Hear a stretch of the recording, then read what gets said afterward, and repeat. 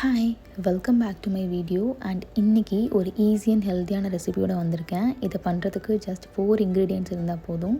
1 cup கருப்பு உளுந்து, 1 cup jaggery, கொஞ்சம் ஏலக்காய் அண்ட் நெய் இருந்தாலே போதும். இதை 5 மினிட்ஸில் பண்ணிடலாம். இதுக்கு நான் ஃபஸ்ட்டு ஒரு பேனை நல்லா காய வச்சு எடுத்துக்கிறேன். அது நல்லா காஞ்சதும் 1 கப் கருப்பு உளுந்தை போட்டு நான் நல்லா ட்ரை ரோஸ்ட் பண்ணி எடுத்துக்க போகிறேன். கருப்பு உளுந்து பார்த்திங்கன்னா நிறைய போன் ப்ராப்ளம்ஸ்க்கு நல்லது. And also back pain, leg pain இருக்கவங்க டெய்லி இன்டேக் பண்ணிக்கலாம். அண்ட் ஆல்சோ கிட்ஸுக்கும் நம்ம இப்போ இருந்தே கொடுத்துட்டு வரலாம்.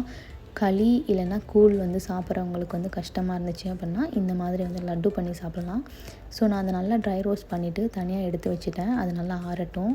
அதுக்கு இடையில் நம்ம அதே பேனில் 2 ஸ்பூன் நெய் விட்டு அதை நல்லா சூடாக்கிக்கலாம். அப்புறம் ஒரு ஜாரில் அந்த ஆறின உளுந்தை போட்டு அது கூடயே 4 ஏலக்காவையும் போட்டு நல்லா பவுட்ரு ஃபார்மில் அரைச்சி எடுக்க போகிறோம்.